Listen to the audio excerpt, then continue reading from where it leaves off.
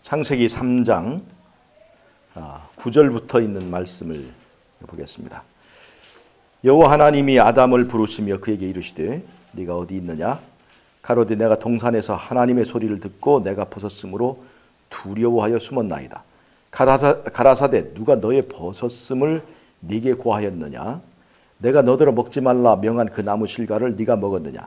아담이 가로되 하나님이 주셔서 나와 함께 하신 여자 그가 그 나무 실과를 내게 주므로 내가 먹었나이다. 여호와 하나님이 여자에게 이르시되 네가 어찌하여 이렇게 하였느냐? 여자가 가로되 뱀이 나를 꿰므로 내가 먹었나이다. 여러분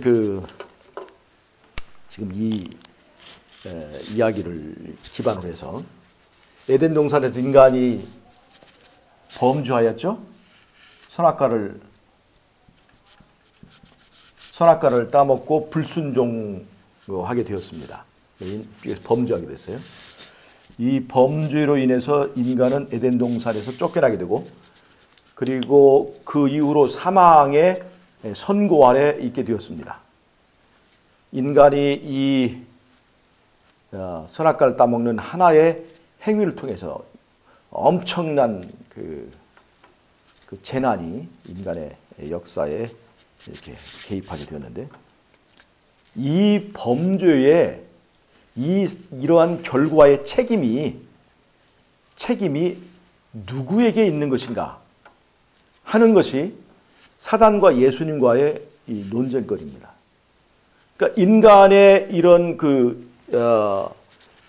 이런 비극이 인간에게 일어난 이 비극이 누구에게 책임이 있는가 하는 거예요. 자, 사단은 이것을 누구 책임으로 지금 돌리는 거예요? 여기 보면은 아담에게 물어봤어요. 아담에게 아담 너는 이것을 왜 먹었니 했더니 아담이 뭐라고 그랬어요? 하나님이 내게 주셔서 있게 한 그 여자가 나를 먹게 해서 먹었다. 그 얘기했어요. 그럼 이게 자기 책임이라는 거예요? 남의 책임이라는 거예요? 남의 책임이죠. 그러면 이 여자를 누가 만들었어요? 하나님 만들었어요. 다른 말로 하면 하나님 책임입니다 하는 얘기예요. 그 여자에게 물어봤어요. 하와에게 너는 이것을 왜 먹었니 했더니 하와는 뭐라고 그랬어요? 뱀이 나를 유혹해서 먹었다. 그렇게 얘기했어요. 다른 말로 하면 자기 책임이 아니라 다른 곳에 책임의 원인이 있고 궁극적으로는 뭐예요? 뱀을 만드신 하나님의 책임이 있다고 하는 것이 바로 이들의 입에서 나온 책임 논리예요. 그런데 이 가운데 즉 사람을 유혹해서 선악과를 따먹게 할 때 그 배경에 뱀이 있었고 그 뱀 뒤에 사단이 있었던 것처럼 지금 이 변명거리에도 지금 뭐가 나오냐면 사단의 그 예수님에 대한 공격이 들어 있습니다.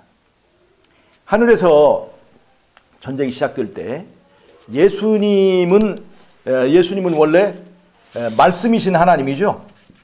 예수님 자체가 말씀이신 하나님이죠. 이 말씀이신 하나님은 무엇으로 통치하셔요? 말씀을 통치하십니다. 말씀은 진리잖아요. 말씀을 통치하셔요.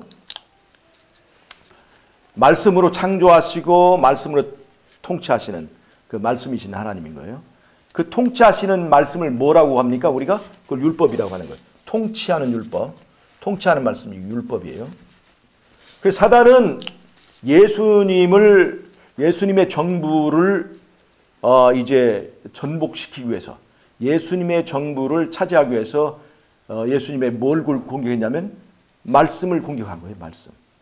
말씀을. 즉 하나님 예수님께서 통치하시는 말씀인 율법을 뭐라고 그랬냐면 그 율법을 순종할 수 없는 것이다. 그 다음에 하나님은 그 율법을 통해서 우리에게 경배를 강요하신다. 잔인하고 독재적인 하나님이고 우리를 노예로 삼는 하나님이고 그런 하나님이시다.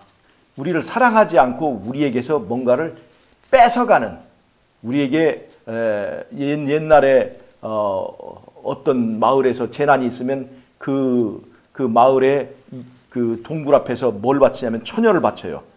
그 괴물을 진정시키기 위해서는 그 처녀를 제물로 바쳐야 되는 그런 얘기가 많이 있잖아요. 마치 그런 것처럼 하나님은 우리에게서 무언가를 요구하시고 우리가 뭔가를 드려야만 이제 그 재앙을 멈추시는 그런 옛날에 우리 전설 속의 그런 그 어떤 신처럼 사단은 그렇게 우리 예수님을 그렇게 몰아갑니다.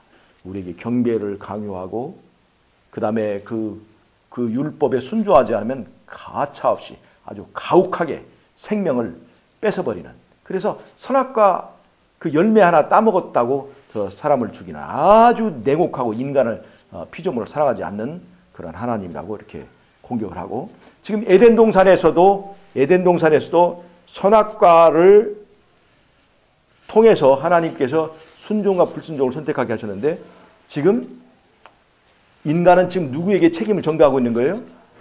하나님에게 책임을 전가하는 것입니다.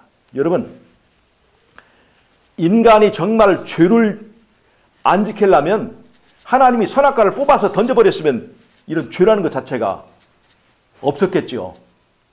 근데 하나님은 선악과를 두셨습니다. 그리고 인간은 그 선악과를 따먹었어요.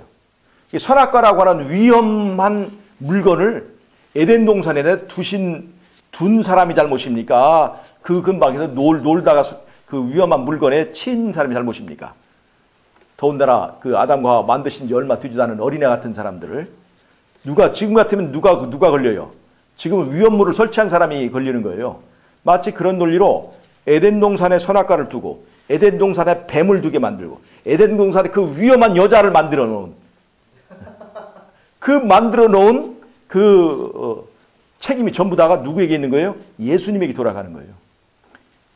여러분 보세요. 이 논쟁에서 책임 누가 있는가? 선악과를 따먹은 그 인간에게 있는가? 아니면 선악과를 두고 그 인간에게 불합리한 요구를 하는 하나님의 책임이 있는가? 이거 잘 봐야 됩니다.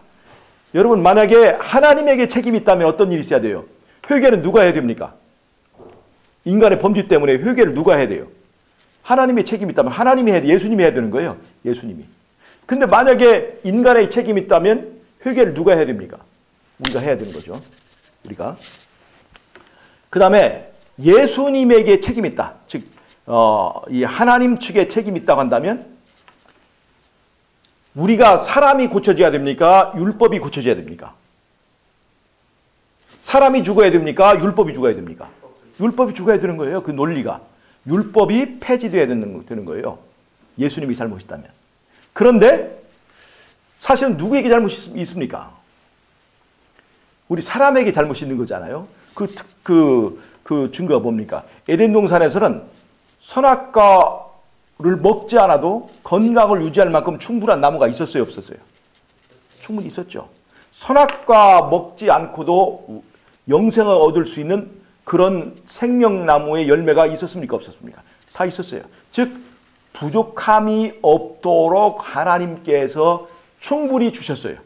그리고 하나님께서 그 수많은 나무 중에서 한 나무만 먹고 나머지 절대 먹지 마라, 이 독초 속에다 살게 하신 게 아니라 모든 걸 다 먹지만 이 한 가지만 먹지 마라. 다만 이것은 순종의 표로, 하나님을 섬기는 그 순종의 표로, 자발적 순종의 표로 이것만 먹지 마라 그 명령이었기 때문에 인간이 그 선악과를 따먹어야 될 이유는 없었고, 인간이 선악과를 따먹은 것은 이것을 먹지 않으면 영생을 얻을 수 없고, 이것을 먹지 않으면 배가 아프고, 이것을 먹지 않으면 늙어 죽고, 그래서 그런 것이 아니라 무엇같이 되기 위해서 스스로 하나님같이 되기 위하여, 자기가 하나님이 되기 위하여 그 선악과를 따먹은 것이었어요. 그래서 그 책임은 누구에게 있는 거예요? 인간에게 있는 것입니다. 그래서 그러한 인간에게 사망 선고를 내린 하나님은 정당하고 이제 그 책임이 없는 것이죠. 그런데 그럼에도 불구하고 지금 이 아담과 하와를 통해서 사단은 누구에게 책임을 돌리고 있는 거예요? 그 말씀이신 예수님에게 그 책임을 돌리고 있는 것입니다. 그래서 예수님께서 십자가에 오셔서 예수님께서 사람이 되셔서 십자가에 죽으심으로 이것에 관한 진실을 다 밝히셨습니다. 첫 번째, 예수님은 우리를 사랑하지 않고 우리에게 독재자 노릇을 하시면서 우리에게 있는 좋은 것은 혼자 다 취하시는 분이라고 하는 누명을 썼잖아요. 인간을 사랑하지 않을 뿐만 아니라 선악과처럼 정말로 보암직하고 먹음직하고 그 다음에 지혜롭게 할 만큼 탐스러운 그것은 혼자만 잡수시는 그런 하나님이라고 하는 그런 오해를 십자가에서 보여주셨습니다. 뭘 보여주셨어요? 하나님이 세상을 이처럼 살아가서 그의 가장 아끼는 독생자를 인간을 위해서 희생하는 모습을 보여주신 거예요. 우리 인간으로부터 가장 좋은 것을 다 뺏어가는 하나님이 아니고 그 다음에 경배를 갈취하고 탈취하고 강취하는 그런 하나님이 아니라 우리를 정말로 사랑하시고 우리를 위해서는 무엇든지 아끼지 않고 모든 걸 다 주시는 하나님이라는 것을 십자가에서 보여주셨습니다. 자기를 배신한 그 인간을 위하여 독생자를 바치는 하나님의 진실을 보여주셔서 하나님은 참으로 우리를 사랑하시는 하나님이라고 하는 것을 입증하셨습니다. 그 다음에 또 한쪽으로는 하나님의 율법. 하나님의 율법은 정말로 인간이나 또는 천사나 이런 피조물들이 지킬 수 없는 법인가? 하나님은 지킬 수 없는 법을 강요하시는 하나님인가? 하는 것을 예수님은 이 땅에 인간의 육신을 쓰고 그 율법을 지킬 수 있는 율법인가 아닌가를 그분의 삶을 통해서 순종을 통해서 보여주셨습니다. 죽기까지 이 십자가에 순종하셨죠. 그래서 하나님의 율법이 지킬 수 없는 것이 아니라 지키고도 남는 것이다. 그 다음에 그 율법을 지키고 살았던 예수님의 삶 속에 자유가 없고 행복이 없는 것이 아니라 그 안에 엄청난 진리로 인해서 말씀으로 인해서 그 안에 생기는 자유가 있었고 이 세상의 모든 사람들이 죄의 노예가 되었을 때 딱 한 사람만 죄의 자유로운 한 인간이 있었는데 그것이 바로 예수님이었고 그 예수님을 통해서 예수 안에는 죄로부터 구원과 자유가 있고 그 다음에 그 안에 진정한 하늘이 임하였다는 것을 그분의 삶을 통해서 보여주시고 십자가에 죽었다가 부활하시는 그것을 통해서 하나님의 이 율법, 하나님의 통치인 이 말씀에 순종했을 때 어떠한 축복이 임하는가를 그 예수님은 분명히 십자가의 사건을 통해서 우리에게 보여주셨습니다. 자, 그러면 십자가를 통해서 드러난 인간 범죄의 책임, 에덴 동산에서 있었던 인간 범죄의 책임은 누구에게 있는 것이냐? 자, 에덴 동산에서의 아담과 인성을 쓰신 예수님 사이에 어떤 육체가 더 불리한 육체였습니까? 죄짓기에 더 불리한 육체였습니까? 예수님은 범죄 전 인성이 아니고 범죄 후에 인성을 쓰셨어요. 아담보다 더 불리한 쇠퇴하고 더 죄의 성향이 강한 육체를 쓰고 사셨습니다. 그럼에도 불구하고 한 점 죄를 짓지 않고 죄에서 이긴 거예요. 그렇기 때문에 더 강력한 입증이 될 수가 있습니다. 아담보다 더 불리한 환경에서 예수님께서 죄에서 승리하고 율법에 순종하는 그 모습을 보셨기 때문에 사단이 예수님에 대해 공격하는 그 공격은 아무런 근거가 없는 것이다 하는 것을 입증하셨습니다. 그러니까 죄의 책임은 누구에게 있게 되는 거예요? 우리에게 있게 되는 거예요. 우리에게. 회개는 누구에게 해야 되는 거예요? 회개는 누가 돌이켜야 됩니까? 하나 예수님이 돌이켜야 됩니까? 우리 인간이 죄인이 돌이켜야 됩니까? 죄인이 돌이켜야 되는 거예요. 죄인이 돌이키는 것을 우리가 회개라고 하는 거예요. 여러분, 탕자의 아버지와 탕자가 있습니다. 누가 돌이켜야 됩니까? 예, 아버지, 즉 탕자에게 자유를 주지 않았다고 하는 그 아버지가 돌이켜야 되는 것입니까? 집을 나간 탕자가 돌이켜야 되는 것입니까? 성경은 집을 나간 탕자가 돌이켜서 집으로 돌아오는 얘기를 말해주고 있어요. 아버지가 잘못이 있었던 것이 아니라 탕자가 잘못했습니다. 진정한 자유는 집 밖에서의 자유가 아니라 집 안에서 자유가 있다는 것을 우리는 그 탕자에 비해서 알 수가 있습니다. 진정한 자유는 에덴 동산 밖이 아니라 에덴 동산 안에 있었고 하나님의 말씀 안에 있었고, 이 에덴은 뭐냐면 말씀의 영역이에요.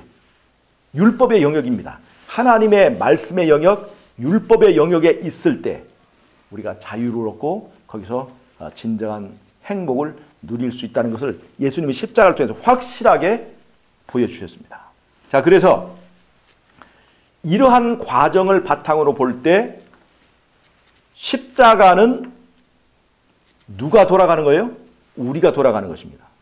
그 이러한 바탕을 놓고 볼 때 십자가는 율법을 폐하는 것입니까? 죄를 폐하는 것입니까? 바로 이 구조에서 우리가 분명히 볼 것은 책임이 하나님에게 있느냐 사람에게 있느냐 하는 것을 통해서 우리가 볼 때 책임은 죄의 책임 사람에게 있어요. 그래서 사람이 돌아가고 사람이 십자가에 못 박히고 사람의 죄를 십자가에 못 박는 거지. 그 불순종한 것을 못 박는 것이지. 불순종의 중심에 있는 하나님 자리에 있는 이 자아가 못 박혀야 되는 거지. 율법을 십자가로 폐하거나 그걸 못 박는 일은 절대로 있어서는 안 된다는 것입니다. 그런데 지금 우리가 이 개신교에서의 보편적인 그 율법에 대한 해석이 율법은 십자가에서 이제 그 기능이 끝난 것이다. 십자가에서 율법은 폐하였다. 그래서 우리가 자유롭다라고 얘기를 하고 있는 거예요. 이것은 다른 말로 하면 에덴 동산에서 선악과를 뽑아버렸다. 그래서 에덴 동산에서 우리는 자유를 얻었다. 죄로부터 자유를 얻었다 하는 거 똑같은 거예요. 여러분, 선악과를 뽑아야 자유가 있습니까? 아니면 하나님의 말씀에 순종하면 자유가 있습니까?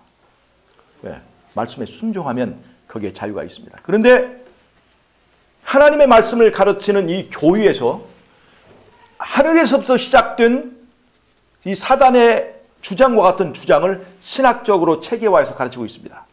그것이 뭐냐면 하나님 예수님께서는 십자가를 통해서 율법을 폐지하였다. 그래서 우리는 율법으로부터 자유를 얻었다. 이렇게 말하고 있는 것입니다. 여러분, 십자가에서 폐지된 율법이 있습니다. 그것은 뭐냐면 이 통치하시는 말씀, 통치의 말씀이 아니라 통치의 말씀 뭐예요? 십계명이죠. 율법입니다. 나 외에 다른 신을 섬기지 말라라고 하는 그 계명이 어디에 있었냐면 에덴 동산에 있었습니다. 그것이 바로 뭐예요? 선악과 계명이죠. 선악과 계명은 다른 말로 하면 나 외에 다른 신을 섬기지 말라 하는 거예요. 이 계명을 어기면 어떻게 되는 거예요? 죽는 거예요. 이것이 바로 율법이었습니다. 나 외에 다른 신을 섬기지 말라 속에 십계명이 다 들어있었습니다. 자, 이것이 에덴 동산에서부터 있었어요. 그게 통치의 말씀이죠. 그게 율법입니다. 율법. 그런데 이 율법 외에, 이 통치의 말씀 외에 또 하나 있는 그 율법이 있는데 그것이 뭐냐면 의문의 율법입니다. 제사법이죠. 제사법.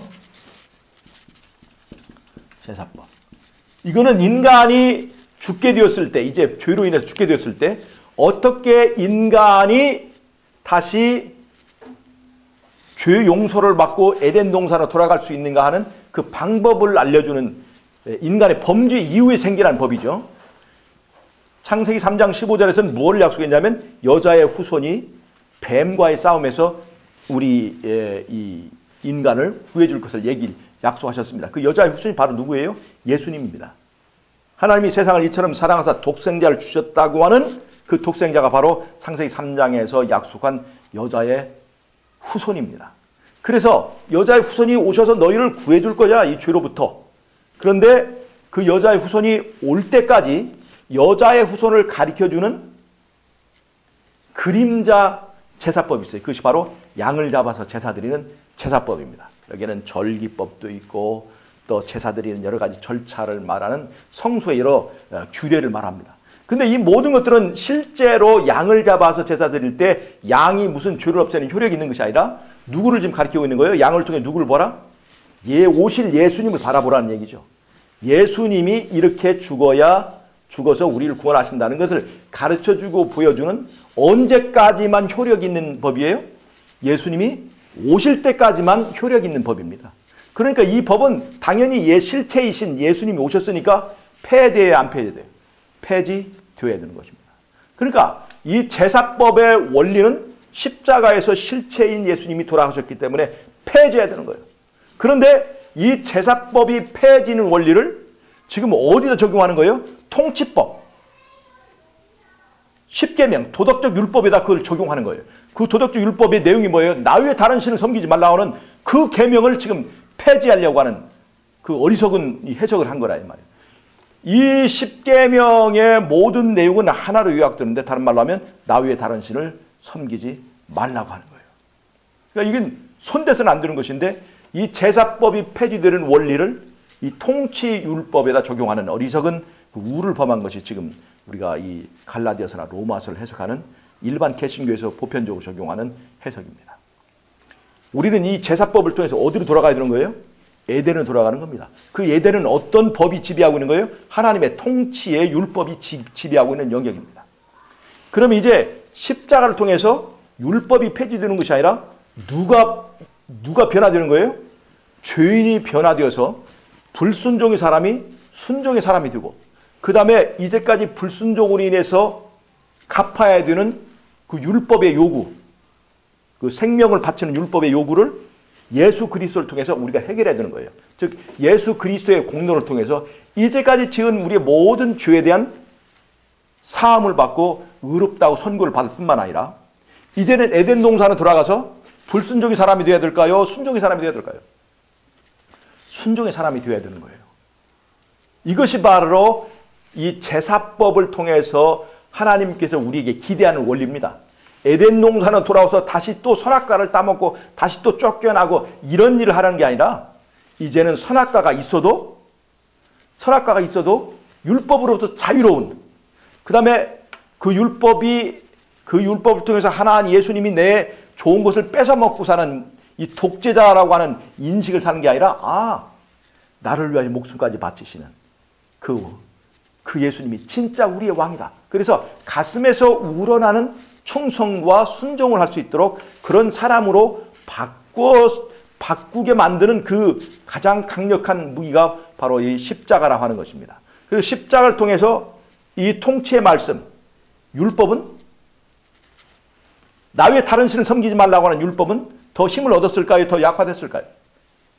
더 힘을 얻게 되고 그 율법이 힘을 얻음에 따라서 하나님의 나라는 영원한 나라가 되게 된다는 그 원리를 우리에게 보여주는 것입니다. 그래서 여러분 오늘 우리가 에덴 동산에서 일어난 범죄 문제에 대해서 오늘 우리는 아담과 하와는 아니라도 자꾸 죄의 핑계를 나에게 돌리지 않고 나 외에 다른 사람, 나 외에 다른 환경 그런 것들에 우리가 핑계를 돌리는 경우가 있어요. 인간이기 때문에 어쩔 수 없지. 그러면 예수 믿기 전에 인간이기 때문에 어쩔 수 없다는 것은 그것은 겸손한 표현일 수 있을지 모르지만 예수님 믿고도 인간이기 때문에 어쩔 수 없이 죄를 짓는다고 하면 이거는 누구의 능력을 무시하는 거예요?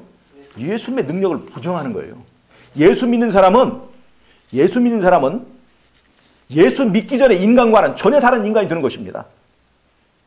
무엇을 통해서? 예수님과의 관계를 통해서 달라지는 거예요.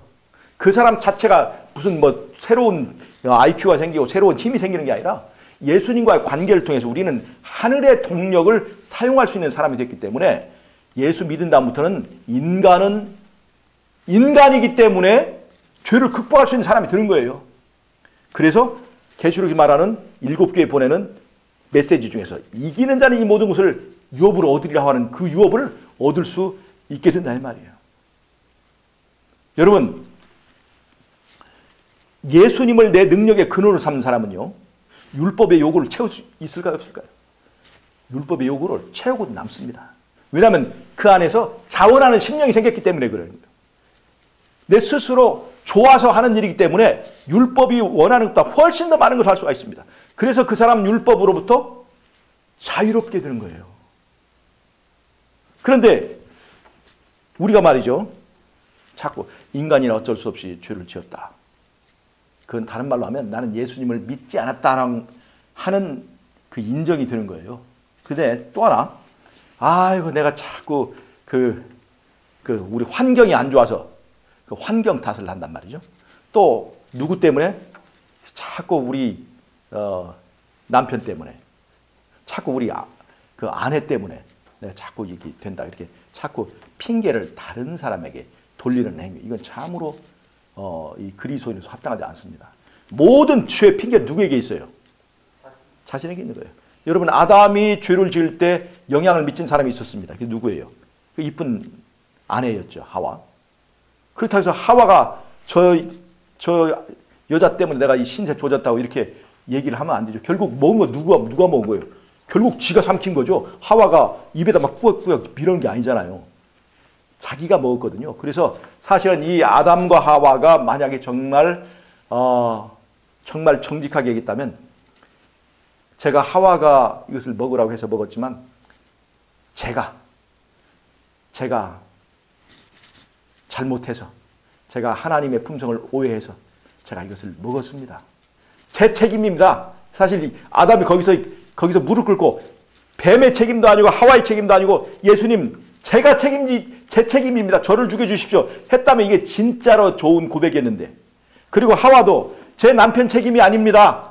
전부 다 이게 제 책임입니다. 저를 죽여주시고 저 새 여자 주어서 우리 남편은 새 가져가게 해주세요. 그랬더라면 얼마나 좋았을까. 예?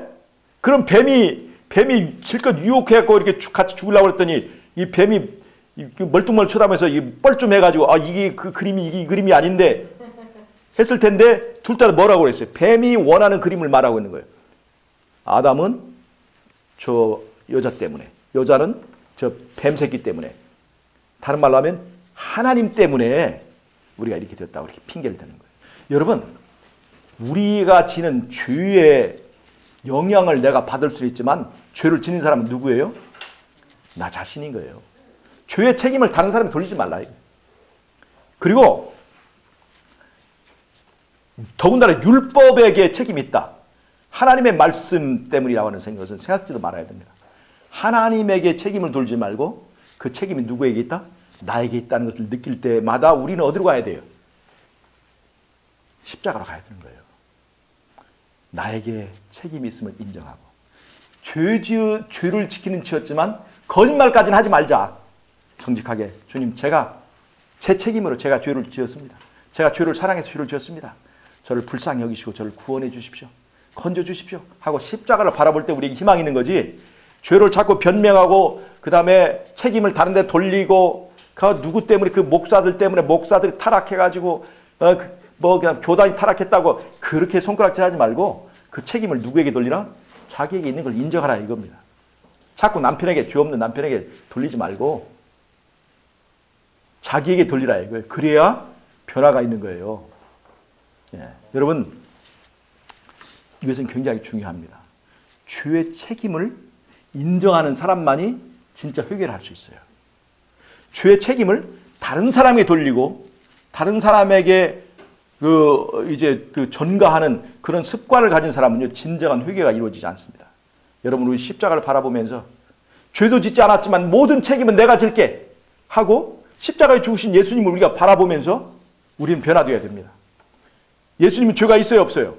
죄가 없지만 우리를 구원하시기 위해서 죄의 책임은 내가 질게 하고 십자가에서 죽으셨잖아요. 우리는 그 예수님처럼 그 십자가에 달려가서 예수님이 무슨 책임이 있어요? 제가 죄를 사랑해서 죄를 지었습니다. 그러나 죄를 이길 수 있는 힘을 주셔서 우리가 죄로부터 이제 구원받고 예수님처럼 그렇게 변화되는 사람이 되게 해주세요 하고 십자가에 간절히 매달리는 저와 여러분이 되시기를 바랍니다. 정직한 그리스도인의 첫 번째 단계는 정직하게 자기의 문제를 인정하고 책임이 자기의 있음을 인정하는 데부터 시작입니다. 여기서부터 회개가 나오고 여기서부터 자복이 나오는 거예요. 이런 진정한 회개와 자복이 있어야, 그래서 방향이 전환이 돼야 우리가 에덴으로 갈 수 있다는 것을 꼭 잊지 마시고, 여러분 정직한 그리스도인 되시는 저와 여러분이 되시길 바라면서 말씀 마치겠습니다.